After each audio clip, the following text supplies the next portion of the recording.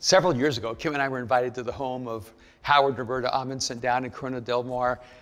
And they have these dinners where they invite maybe a dozen friends. They kind of curate a room, and they serve this amazing meal. But a part of, I guess, the repayment for the meal is bringing your opinions, your perspectives, your insights. And so they always pick a subject.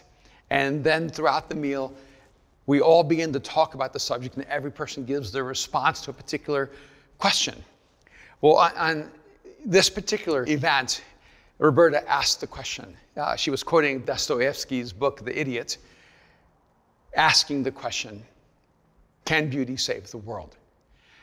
And Dostoevsky used the character of the idiot as a messianic, Christ-like figure, really asking the question, can something that seems at times almost superficial or secondary or non-essential as beauty be the very power and force for good that we're all searching for?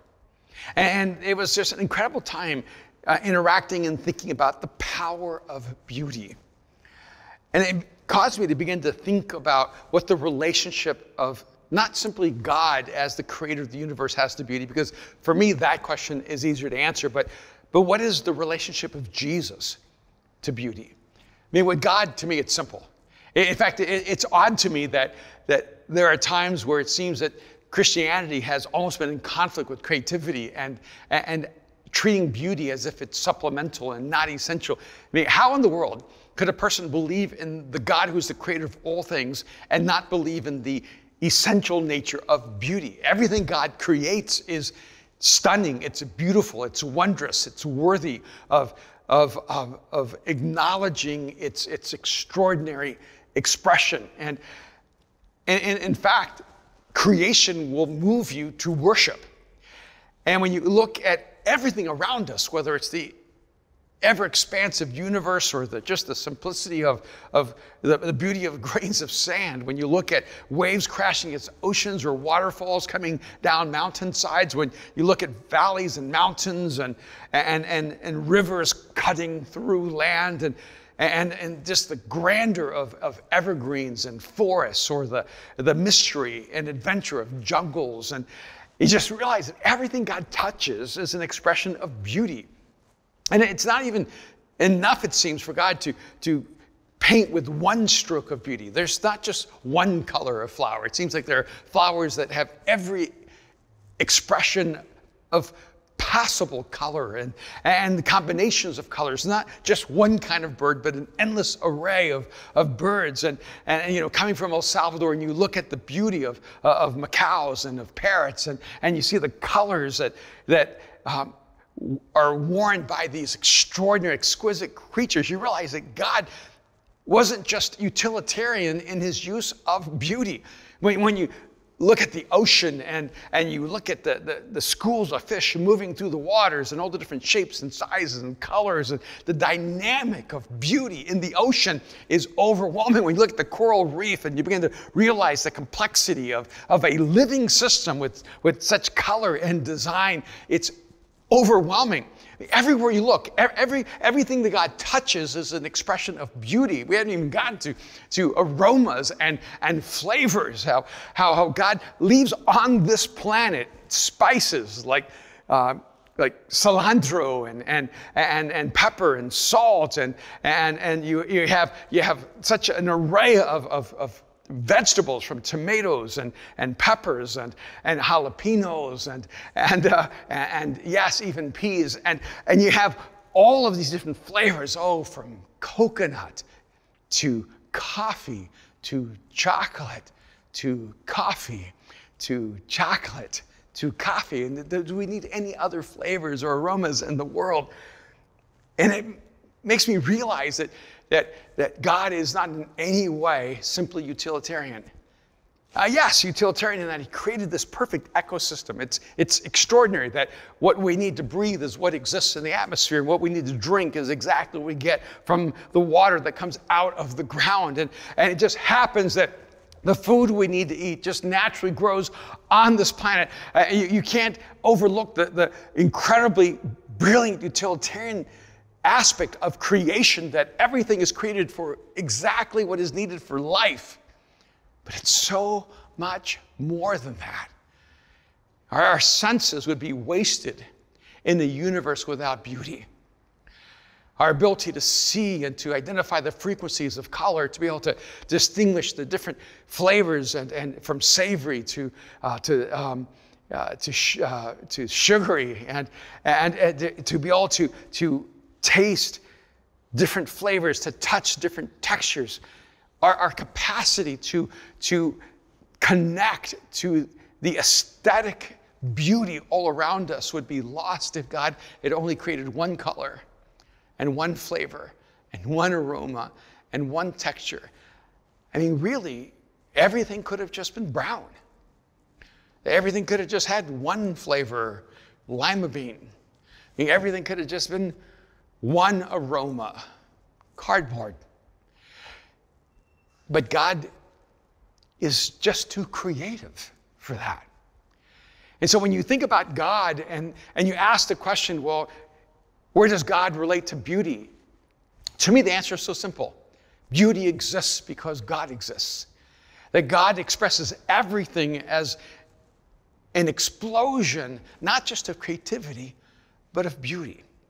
But one of the things that really struck me when we were asking the question, can beauty save the world, is that there's a difference between art and beauty.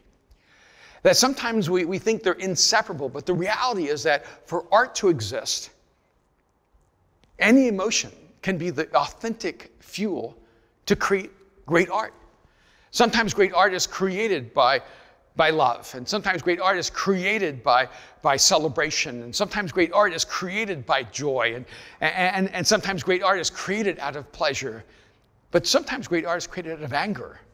Sometimes great art is created out of despair. Sometimes great art is created out of pain. And what's happened over generations is that there's been this growing movement among artists to believe that the only authentic expression of art comes out of pain. The only authentic expression of art comes out of the negative emotions, the darker emotions of the human experience. And so great art can come out of loneliness, and great art can come out of despair, and great art can come out of hopelessness, and great art can come out of hate, and great art can come out of violence, and great art can come out of the darkest expressions of the human experience. But it's not just that. It's also this belief that there is no authentic art that can be created from an authentically hopeful spirit. That great art really can't be an expression of hope or joy or love or a celebration of life. And here's, for me, the real curious thing is that while great art can be created out of an endless array of even negative emotions and human experiences, beauty can only be created out of hope and love and faith. That beauty is an expression of a spirit, of a posture that believes in hope and in love and in the better expressions of what it means to be fully and beautifully alive. To create art, you can be filled with rage, but to create beauty, you must be filled with hope, which tells us something about who God is.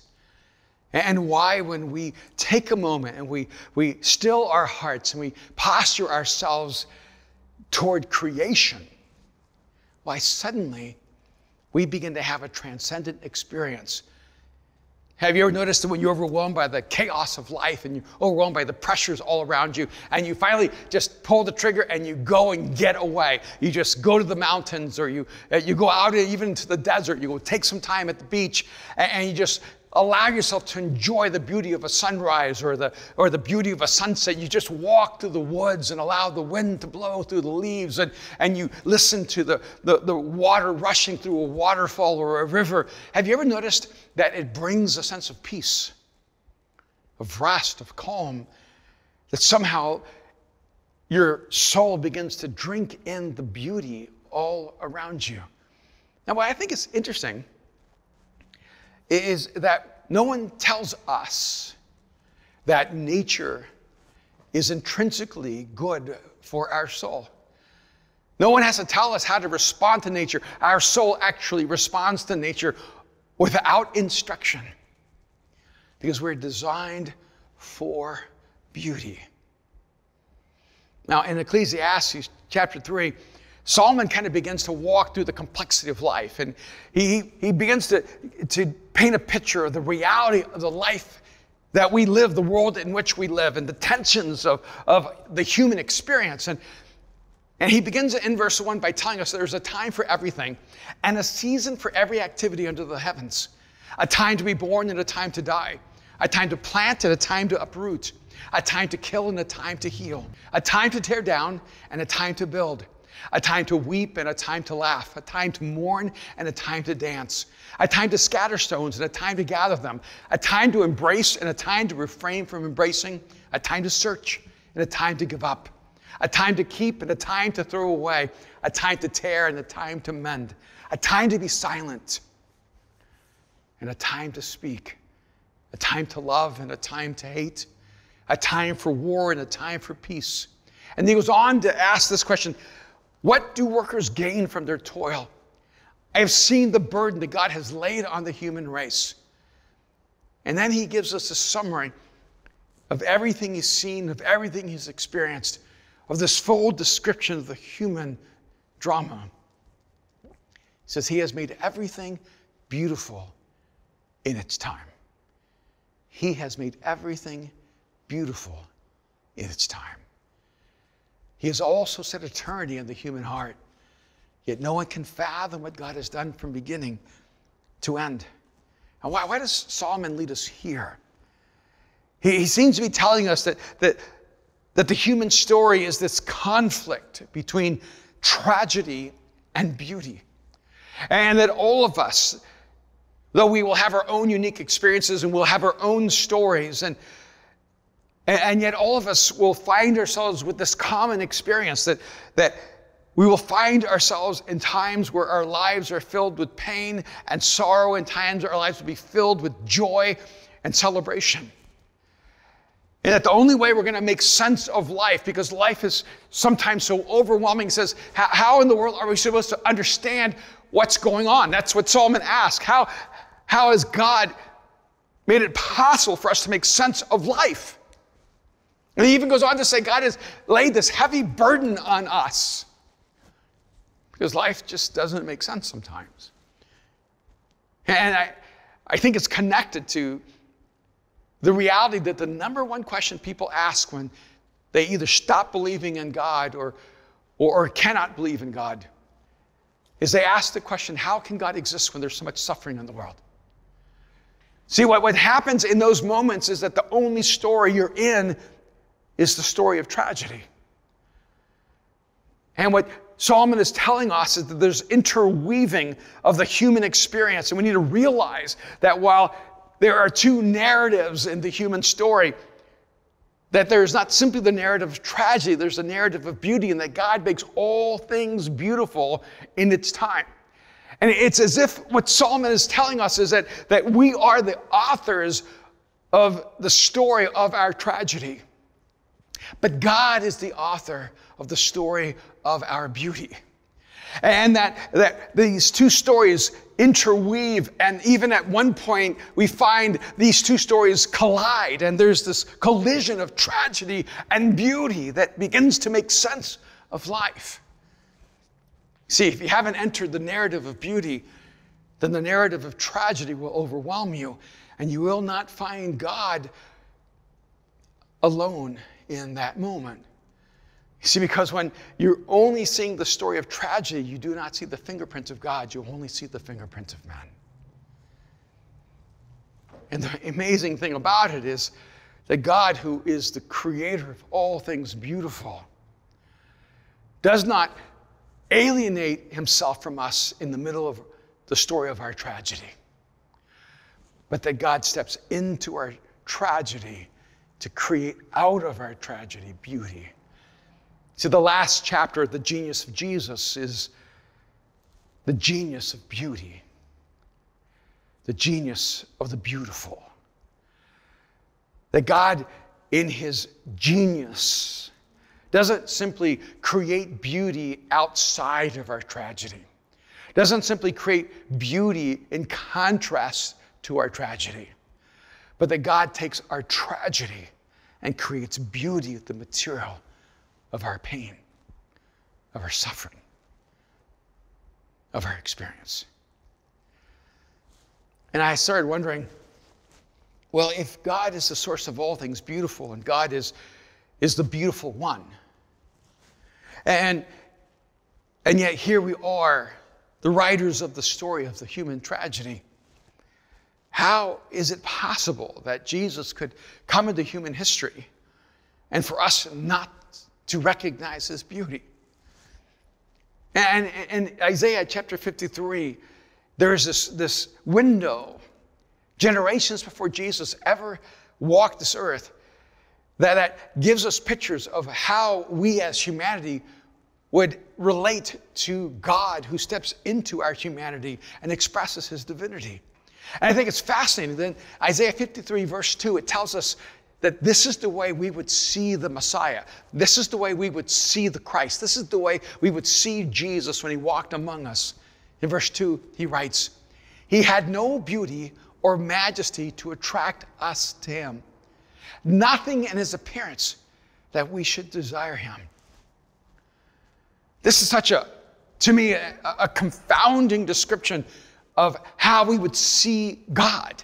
That we would look at God himself, that we would look at Jesus, the source of all beauty, and see no beauty in him, see no majesty in him, nothing that would attract us to us, no glory that would overwhelm us, no beauty that would compel us, that there would be nothing in his appearance that would cause us to desire him. And it just caused my mind to begin to reel with the question, is it possible to so lose sight of the beautiful that we actually think that the beautiful is hideous? Could we actually lose our taste for that which is good, or for that which is true, or for that which is beautiful? I know this is true. It's true in my own life. It's interesting, when they talk about like what kind of music kids like. And the reality is that this adage that it's not that children know what kind of music they like. They actually like the kind of music they know. And how you actually engage a child in the experience of music shapes their taste. The first record I ever had was a 45. Now, I know most of you will have no idea what a 45 is. There were 33s, and that was sort of like a large pizza. And then there was a 45, which is sort of like a personal pizza. And a 45 had two songs on it. It had a side A, a side B. And the first record I ever had was a 45. That was given to me by my aunt, who came from El Salvador to Miami to live with us. Oh, me. And she gave me this record, and on one side it had Beethoven, and the other side it had Liszt. And I listened to this music every day over and over and over again. And so classical music became my first experience in music. And it actually shaped a lot of my life, and it shaped a lot of my understanding and my experience with music. Now, having lived in El Salvador as a child, we were really limited in our activities. And so we couldn't go outside and play soccer or play baseball, or never even heard of football, because of the violence in the city, and because we lived in the city, in the capital of San Salvador. We were really pretty much captured inside of a small space in our home. And so my grandfather taught us how to play chess. And so from the age of 3, I began playing chess, and it became my favorite game. I think it's hard for us to imagine a 3 or 4 or 5-year-old child sitting for hour upon hour upon hour wanting to play chess. But that was me. I loved listening to Beethoven and Liszt, and I loved playing chess, not because I had refined taste, but because that's all I knew. That was actually the context of my experience. And I think sometimes we don't realize that our experience shapes our tastes. See, if you live your life outside of a conscious experience with God, you'll develop a taste for life without God. It doesn't actually mean that that is actually the better life. It just means that's what you know. And I also read years ago in a study that as long as you don't give a child sugar, that they'll gravitate toward healthy food. But the moment you introduce sugar into the menu, into the meal of a child, then all that child will want is sugar.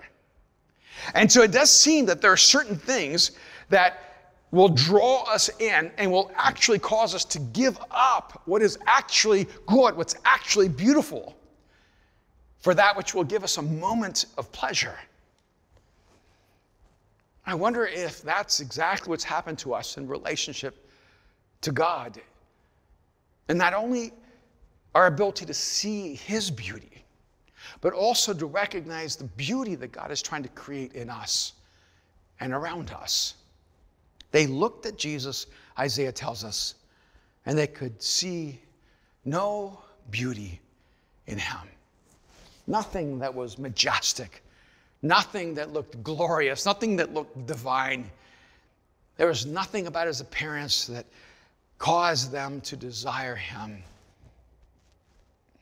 I wonder what it is that we're looking for in other people and in ourselves. Are we drawn to the beautiful, or are we drawn to the tragedy? In John chapter 1, John describes what it was like to interact with Jesus. And you know, John's clearly a poet. He's my favorite writer. He just has this beautiful way to take artistry and metaphor and poetry. And while others would simply stick to prose, John always finds a way to weave poetry into the middle of history. And so he talks about Jesus coming into the world. And by the way, John doesn't bother to tell us anything about Jesus' birth. It's sort of like, yeah, obviously he was born because he's alive. And he doesn't give us any of the backstory of Mary and Joseph. He doesn't tell us about their escape to Egypt. He doesn't tell us about the virgin birth or the manger or any of the aspects of the story of Jesus' beginning that we're used to hearing. He just begins with, in the beginning was the Word.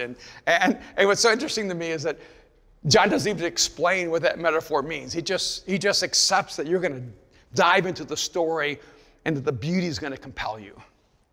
And in verse 14, he wraps up this imagery where he's using the imagery of the Word as an expression of who Jesus was. And then he says, the Word became flesh and made his dwelling among us. We have seen his glory, the glory of the one and only Son who came from the Father, full of grace and truth. And remember, John is not writing the day he met Jesus.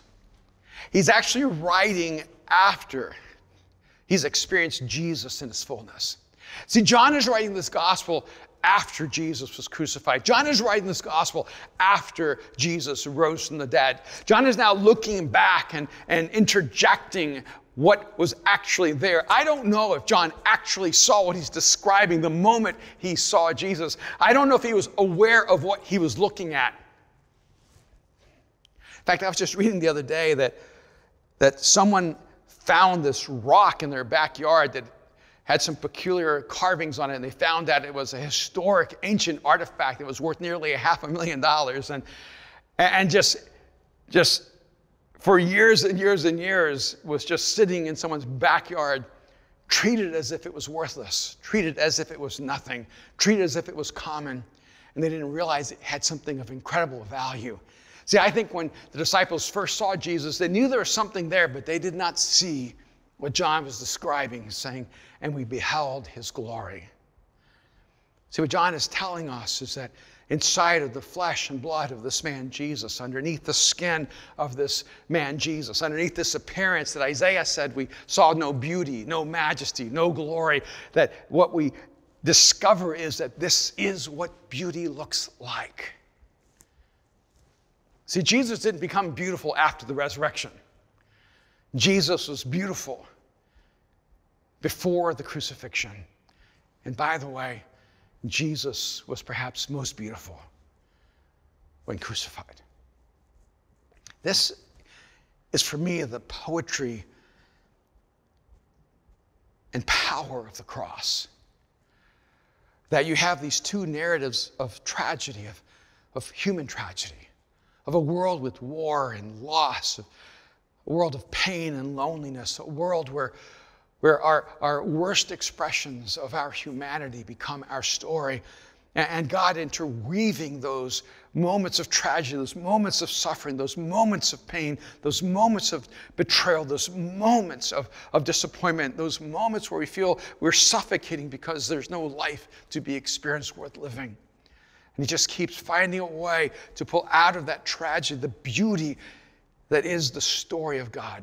And even though we couldn't see the beauty in him, he was the incarnation of beauty itself. And then John says, and we beheld that beauty. See, whenever I hear the word glory, which is one of those big words that sometimes we don't really know what it means, you should actually interject the word beauty. Because when we saw his glory, it means we saw his beauty. We saw the beauty of God in its purest form in the person of Jesus when he walked this earth. But that doesn't even give the genius that Jesus expresses to the beautiful its real merit and expression. See, what Jesus did, he stepped into human history. He stepped into our story. He stepped into our tragedy. He stepped into our pain. He stepped into our disappointment. He stepped into our loneliness. He stepped into our sense of betrayal, our sense of insignificance. He stepped into the whole, the story of us. And just in case we might have discounted his experience by saying, yeah, but he never really knew my pain, and he never really suffered. He never knew what it was like to be betrayed. He never knew what it was like to be abandoned. Jesus doesn't know my pain, because I think that's why sometimes we're angry with God and why we resist actually trusting God with our life, because going, how can God know my pain? How can God know my story? How can God know what it's like to live in the darkness and despair that I've lived? So God takes the story of beauty and he allows it to crash into the story of tragedy. And in that intersection, we find Jesus at the cross. In Matthew 27, verses 45 through 46, Matthew tells us this, describing the moments when Jesus was crucified. And again, they saw no beauty in him. And he's been stripped of all of his dignity, much less, his glory. They've stripped him of his clothes. They've beaten him one stroke short of death. They've made his face unidentifiable. They've put a crown of thorns on his head and pressed those thorns into his skull. There'd be nothing that we would describe as beautiful at the cross. They nail him to that tree. They disfigure and shame him. They dehumanize him in every way possible. And on that cross, embracing his full humanity, it tells us in verse 45, from noon until 3 in the afternoon, darkness came over all the land. About 3 in the afternoon, Jesus cried out in a loud voice, Eli, Eli, lema sabachthani, which means, my God, why have you forsaken me? Here we find Jesus expressing the fullness, the full depth of human tragedy. All of our despair, all of our pain, all of our disappointment, all of our suffering, all of our sinfulness, all of it laid on him, we are told in the scriptures. In that moment, everything that we would consider hideous, everything that we would consider unsightly, everything that we would find nothing compelling, nothing attractive, nothing that would ever make us want to be a part of it. In that moment, we saw nothing in him that would, in our minds, reflect beauty. But what God was doing is he was taking humanity's most tragic moment and making it humanity's most beautiful moment. Because what Humanity intended for tragedy. God intended for beauty. This is the genius of Jesus. That he took all of our pain. He took all of our sin. He took all of our suffering. And he carried it and placed it on himself. And on that tree, on that place known as Calvary, on that place known as Golgotha, on that place known as the skull, Jesus of Nazareth, fully God and fully man, embraced the fullness of all of our tragedy and turned it into God's greatest stroke of beauty. And now 2,000 years later, people wear crosses around their necks. It's not a declaration of the hideous. It's not a metaphor for tragedy. It is a declaration of beauty that God makes all things beautiful in their time. By the way, that promise is true for you. All your pain, all your disappointment, all the wounds and scars of your life, all the tragedy you've had to bear, all the disappointment and maybe just all the self-destruction, all the sin that has filled you with guilt and shame, all of it can be God's material to create the beautiful in you. See, God doesn't just put away everything you've been through. He doesn't ignore it. He doesn't act like it never happened.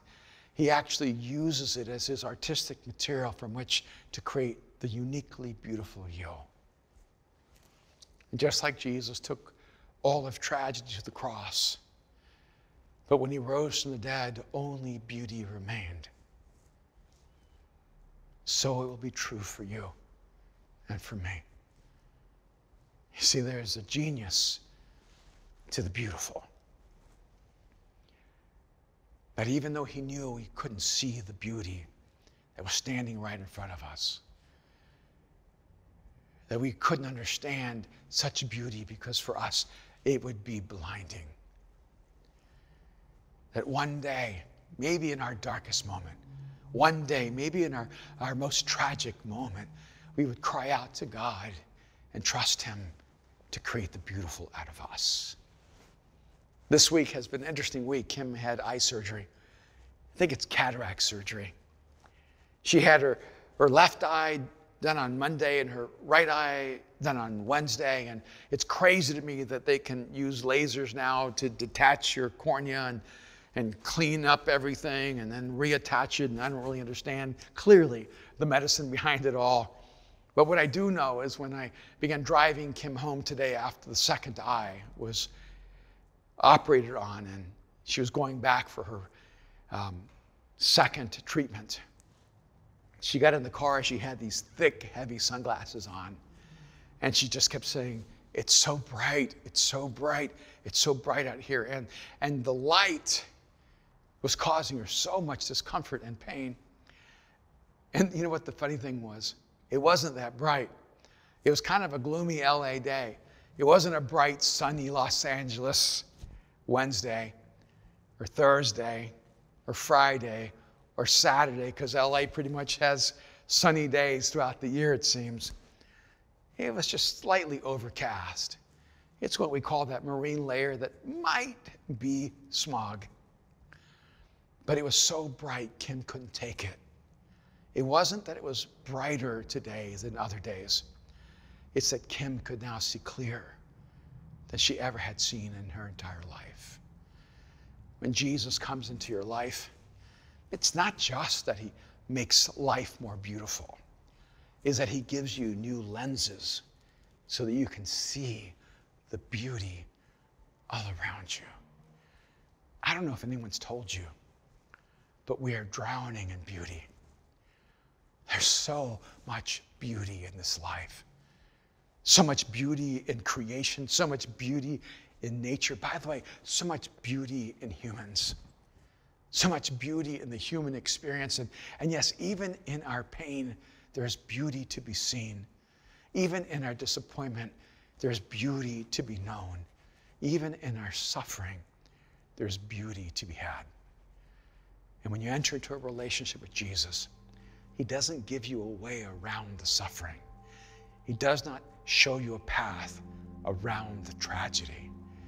He makes you an artist where you can take the tragedy and the suffering and make something beautiful out of them. And maybe you're listening right now and you just don't see the beauty of your life. It's hard to imagine that your life could become something astonishing, something breathtaking, something beautiful, a work of art. I want you to know that's why Jesus came, because, see, the truth is the only person that can take all the tragedy and brokenness and fragmentation of your soul, the only one that can take all that mess and create something beautiful is Jesus. But he's not going to invade your life or force himself on you. He waits for you to say, Jesus, take the material of me and make something new. Jesus, take my brokenness, take my pain, take my sin, take everything that is who I've been, and use everything I've been through, everything I am, as the material from which you create a more beautiful me, from which you create a more beautiful future, with which you create a more beautiful world. And if you're listening to me right now and you've never trusted Jesus with your life, you've never crossed that line of faith and put your trust in Jesus, I want to invite you right now to put your life in the hands of the one who is the beautiful one, and the trust that the genius of Jesus will take the stroke of genius, the genius of the beautiful, and make something beautiful out of you. And right now, if you're ready to trust Jesus with your life, I just want to lead you in a very simple prayer, just one sentence where you can trust Jesus with your life. If you're ready to trust Jesus right now, would you pray this prayer? Jesus, I give you my life. Right now, just tell him, Jesus, I give you my life. Jesus, I give you my life. If you just prayed this prayer, I want you to realize that the moment you give Jesus your life, Jesus gives you his. The moment you give Jesus your life, he comes to live within you. Don't be surprised, because one of the things that's going to happen is you're going to start getting overwhelmed by all the beauty around you. The light at first may feel a little distracting or just a little invasive, because you're going to begin to see life differently. But get ready. The colors are going to be more vibrant. The aromas more beautiful. The flavors more astonishing. The textures more compelling. Life itself is going to be more beautiful. Because the one thing Jesus really knows how to do is teach you how to live.